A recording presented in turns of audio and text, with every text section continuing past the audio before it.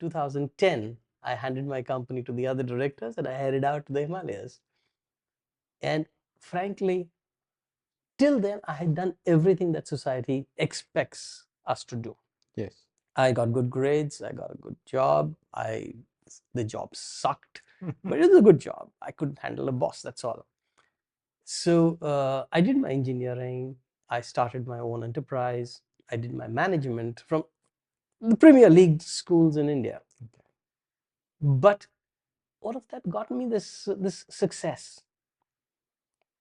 But also this feeling of, what am I really, what's the end game? What am I doing? Fit into this perfect little box, you know, as dictated by society, by parents, by culture, Correct. and this impression or this fantasy of success. Correct. It's like if I tick all these boxes, I will be successful. Correct. And then we hear so many people who have ticked all the boxes saying, "Now what?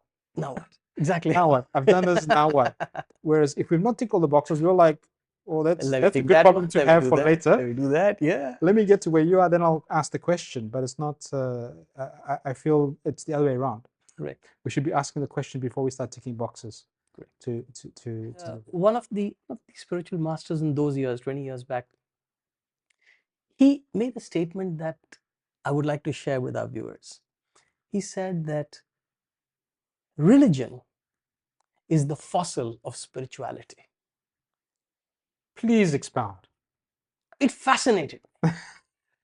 When the living, breathing, moving, subtle forces, energies of the spirit are packed into rituals and into ways of doing things, they become religions. They get packed into books, they get packed into rituals, they get packed into Tuesdays and Fridays and Sundays. That's fascinating. There's no band-aid, there's no shrink, there's nothing for it. But what you do have for it are, just like for the body, you have physical things you can do. Okay. For the mind, you can have mental things you can do. Okay. For the spirit, there are spiritual things you can do. Okay. And that's what I was telling our audience, that we have these masters who have worked in the spiritual dimension and have the hacks for when the spirit comes down. Okay. Now, you and I and all of us, we know how it feels when the spirits are down. You're Yes. low energy. I don't feel like getting out of the bed this morning. Spirits are low. Yeah. The way to gratitude, again, in the first chapter of the book, is to be mindful of the benchmarks we've set. So will I be grateful only if I have my socks? Or will I be grateful for having my feet? Or will I be grateful only when the socks are washed and ironed and in my dresser? Anything less than that, and I'm going to throw a tantrum. That's my choice. It's my stress. It was eye-opening. I mean, and it's not news. You know, the philosophy, not parables like or wise sayings like, you know, I used to complain about not having shoes until I met a man who had no feet. Yeah. Have been around for centuries. You know, and we say them, but we've never experienced them. but we never experienced them. But we have never So been that mindful of them. that experimented with something that you may have read about or heard about, Yes. and experienced it for yourself, you're more likely to be able to break the conditioning that tells you something to the contrary. So these things were thrust upon us Mm-hmm. by a virus we couldn't even see. But if we do the same by design, and this is where you're saying it gets difficult, but that's where the precursor to all this is being mindful, being aware of what is it that we're doing. You can't create a habit unless you're aware of what you do in the first place. This book, Renewal, was the one that was channeled to me initially, and this was amazing. It took me by surprise. You remember 20 years ago when I didn't want to be part of the problem? Yes. I didn't have a solution. But having worked through the concepts of body, mind, spirit alignment, through the practices with using energy, using very subtle forces, which I dare say the Tibetans were good at, and I was probably a decent enough student to practice. a lot manifested in my life in those 10 years, including doing workshops across some 46 cities in 4 years, across 4 continents, Wow. stuff like that. So stuff that I had never expected to be able to have the time to do as a consultant. And I was earning a lot more than running a consulting company with no overheads. But that's another part of the story. What happened was that sitting in Mexico with not much to do on a particular November evening, this word popped into my mind, renewal. And I started to write. And in 40 days, by the end of December, I think 1st or 2nd January, I'd finished 240 pages. I had no idea what I was writing. So the byline of this book is how the presence of absence brings you fulfillment, freedom, and flow. Because this is where we start understanding, and these books relate with each other, how uh, that hollowness, the absence,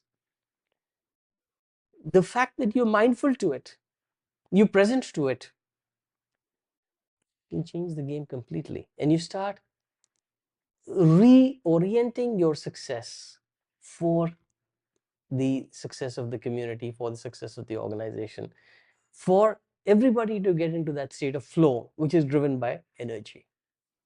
So this is coming out of both these books actually. Renewal is all about habits, but the Emptiness of Success talks more about our presence at 3 levels. In fact, it explores the Trinity in various ways. Okay. So the body, mind, and spirit map onto practically everything. It's really fascinating.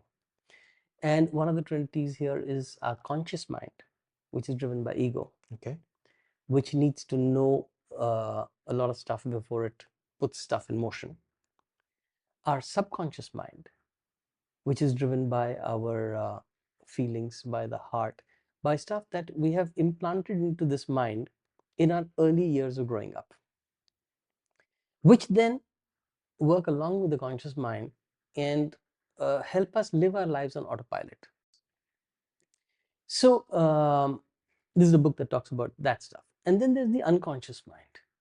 And I'm doing this very deliberately because this is sort of the body, the mind, and the spirit. All right. And the unconscious mind is the one that we're programmed with, which is unconsciously driving our heart even before we know what a heart is. Yeah. The process of debate, yes, is common. And we debate our experiences. We debate what we have, what we are attempting to internalize, so that we are able to internalize it in our context with the belief that yes, this holds true. Not because some scientific journal has published it and we just take it, not because some medical representative has given that to us as a free sample and told us about the research labs that have done a whole lot of whatever they've done.